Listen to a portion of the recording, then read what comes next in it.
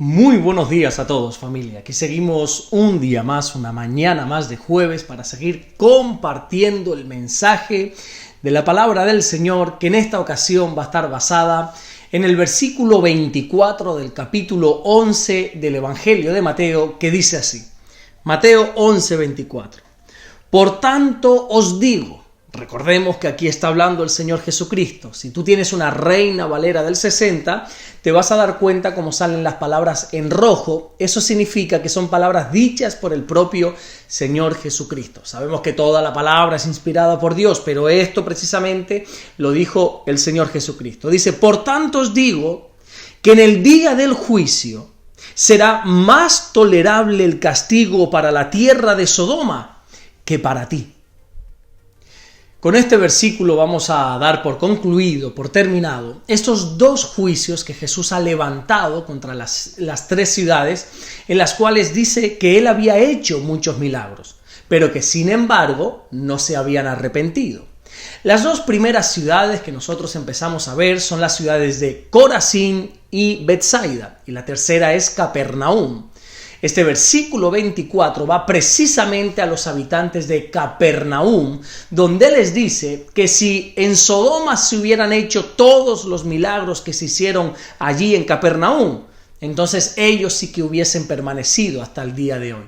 Así que por este motivo, en el día del juicio va a ser más tolerable el castigo para la tierra de Sodoma que para Capernaum. Según dice el doctor Stanley, en cierto sentido ya ha sido más tolerable el castigo, hablando por lo menos terrenalmente, porque mientras los restos de Sodoma todavía se pueden hallar sobre la costa del Mar Muerto, sin embargo, la ciudad de Capernaum ha sido completamente destruida. Pero claro, de lo que está hablando aquí Jesús no es de la actualidad, sino del juicio que habrá en un futuro. Ese juicio donde el apóstol Pablo enseña cuando escribe su segunda carta a los Corintios en el capítulo 5 y en el versículo 10, que es necesario que todos nosotros vayamos a compadecer ante el tribunal de Cristo para que cada uno reciba según haya hecho mientras estamos aquí en vida, en el cuerpo, ya sea bueno o sea malo, dice Pablo. Un día todos enfrentaremos ese juicio. Todos vamos a ser juzgados y a su vez todos seremos recompensados según la sentencia de ese juicio. Juan escribe en el último libro de la Biblia, que es el Apocalipsis, en el capítulo 20 y versículo 13, que todos seremos juzgados cada uno según nuestras obras. La sentencia de ese juicio está en nuestras manos. Sí, es cierto que Dios será el juez. Él será quien dictamine nuestra sentencia.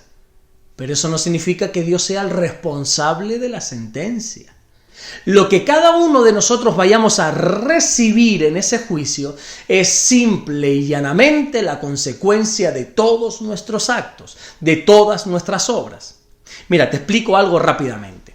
Yo no sé si tú conoces cómo funcionan los juicios aquí en la tierra, por lo menos en España. Cuando una persona aquí es llevada a un juicio frente a un juez, en esa sala hay varias personas, como por ejemplo, en la sala suelen estar los abogados, los fiscales, los procuradores y más gente. Bueno, incluso hay algunos juicios que es permitido hasta la asistencia de público. Yo desconozco exactamente cómo va a ser ese último juicio que todos tendremos delante de Dios. Porque lo desconozco porque la Biblia no da muchos detalles al respecto. Porque lo único que quiere enfatizar, resaltar, es el hecho de que habrá un juicio. No es tan importante quiénes estarán allí o cómo será el juicio, sino que lo más importante es que entendamos que habrá un juicio. Lo que sí sabemos es como mínimo habrá tres personas. Por una parte estará Dios el Padre, que es quien hará la función de juez, quien nos juzgará. Por otra parte está la persona que va a ser juzgada, que en este caso seremos tú y seremos yo. Y la tercera persona que va a estar presente en ese juicio es Jesús. Claro, tú te preguntarás, bueno, ¿y qué papel tiene Jesús en este juicio? Atento porque esto es muy importante saberlo. Para los creyentes, para aquellos que hemos creído en Jesucristo, para aquellos que hemos sido lavados con la preciosa sangre de Jesús, la Biblia dice, la Biblia enseña en la primera carta de Juan, que escribe en el capítulo 2 y en el primer versículo, que si nosotros hubiésemos pecado, abogado tenemos para con el Padre. ¿Y quién es ese abogado? No es otro sino Jesucristo el justo. El día del juicio, Jesús será nuestro abogado. Será quien nos defienda delante del Padre. Cuando nosotros entendemos esto que estoy tratando de explicar de la manera más sencilla, es entonces cuando vamos a entender con toda exactitud estos versículos que ya llevamos varios días tratando, donde encontramos que tanto el juicio para las ciudades de Corazín, como para la ciudad de Betsaida, como para esta última ciudad que estamos tratando de Capernaum, será extremadamente duro. Porque analicemos algo, razona conmigo un momento. Si Jesús dice que por el hecho de no haberse arrepentido, ellos van a tener un juicio durísimo, claro, uno podría llegar a pensar que el juicio será muy duro para estas ciudades porque no quisieron arrepentirse, no quisieron recibir a Jesús. Y en cierta parte es así. Pero el juicio será duro para estas ciudades, no por el hecho de que no se arrepintieron, sino por causa de no arrepentirse. Y entonces ellos no tendrán un abogado para con el Padre que les defienda. ¿Entiendes ahora por qué tanta dureza sobre estas ciudades? Porque no tendrán quien les defienda. Porque Jesús no podrá ser ese abogado defensor, porque ellos no le han dado el permiso a través del arrepentimiento. La Biblia enseña claramente en la carta a los Romanos, en el capítulo 3, versículo 12, que aquí en la tierra no hay ni siquiera una sola persona que haga lo bueno. Todos somos malos por naturaleza. En mayor o en menor medida, todos somos malos. Por lo tanto, todos tendremos un juicio bastante duro que enfrentar. Pero lo único que nos diferencia a aquellos que hemos creído en Jesús, que lo hemos aceptado como nuestro Señor, como nuestro Salvador, es que Jesús será nuestro abogado. Jesús defenderá nuestra causa delante del Padre. Jesús abogará para que nuestro juicio sea favorable. Ojo aquí, no es porque seamos buenos, ni muchísimo menos no es porque no hayamos pecado. Porque en cierta manera, escucha esto, todos somos malos como los habitantes de Corazín, de Betsaida y como los habitantes de Capernaum. Pero la única diferencia es que nosotros sí nos hemos arrepentido. Por lo tanto, Jesús puede actuar como nuestro defensor.